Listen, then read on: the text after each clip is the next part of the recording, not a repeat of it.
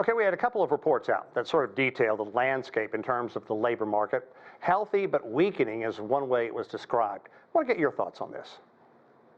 The labor market today, it's very important to note, this is not a forward-looking economic indicator. The labor market, all of these reports that we're getting now, they're very much backward-looking. In fact, hiring decisions are usually very retroactive. So all this is really telling us is that 2025 was a volatile year. There was a lot of uncertainty, even some outright pessimism, and companies just aren't quite ready to pull the trigger to make those hiring decisions.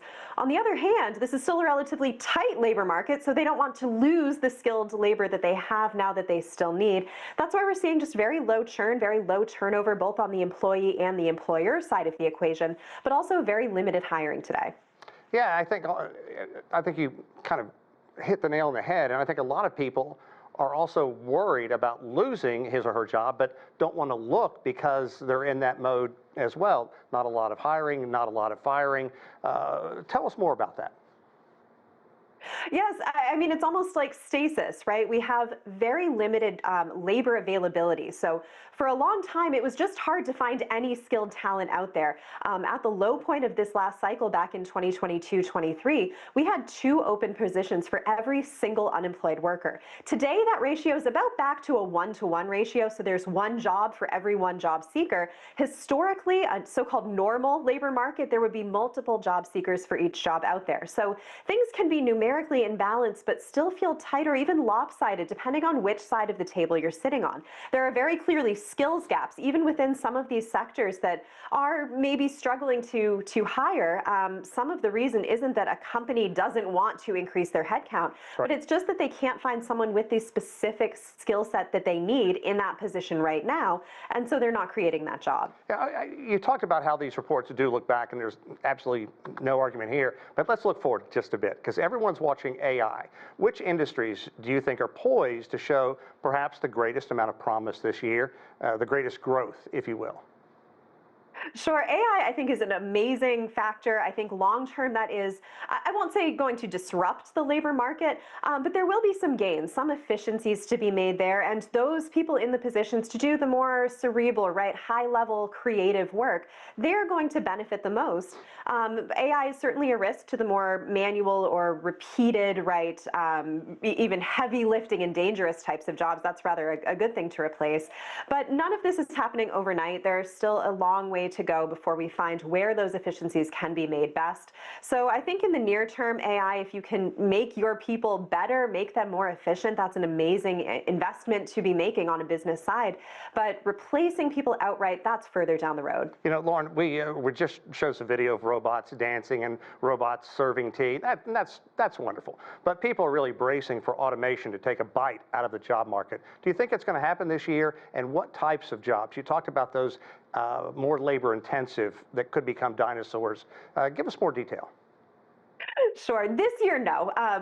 Again, I think these gains are going to be rather incremental, even with things like generative AI, which is marketed as just an absolute game changer in so many industries. Sure, it might make individuals more efficient at their job, but to outright replace a human, there still needs to be oversight. There need to be human touches on most of these things. Again, at the margins, we might see a few jobs here and there, but is this going to upend the entire labor market? I don't see that happening in the very near term. We just don't quite have the tech and trust the tech enough to do that. At the end of the day, though, I see some of these jobs as things that we just can't fill with a human worker, especially here in the United States at the moment. So if we can even have something like a co-working robot, right? Maybe that robot isn't the thing dancing, like you said, or serving tea, but maybe they're helping an existing human employee lift something heavy, right? It's taking that physical strain out of the equation. That person can now do more work, maybe twice as much work, the work of 2 people, but that's very likely a position that's been hard to fill. So I don't think this is a replacement necessarily so much as an augmentation. Yeah, a couple $100,000 robot to serve tea. I don't see that happening anytime in the near future. Okay, we've heard a lot about skill shortages, and you talked about that a bit earlier. I want to know more detail about that. What sort of skill jobs are we talking about, and how specifically is this affecting employers, and how are they going to deal with this moving forward?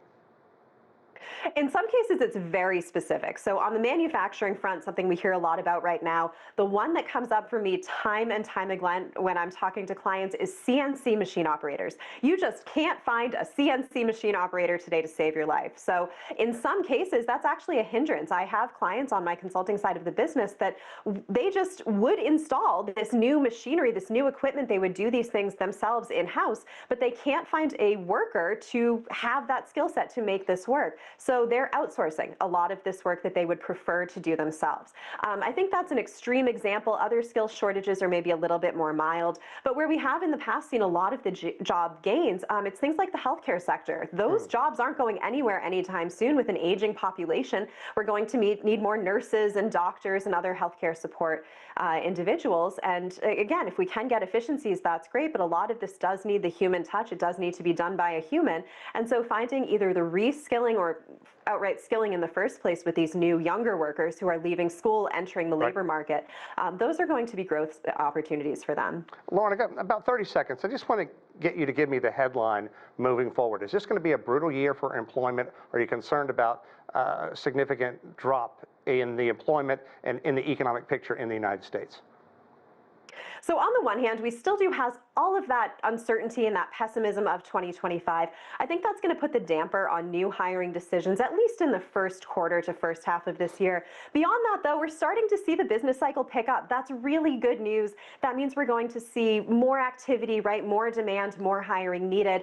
On the other side, though, I think the limiting factor is just how much labor is available out there. It still is tight, especially in skilled sectors.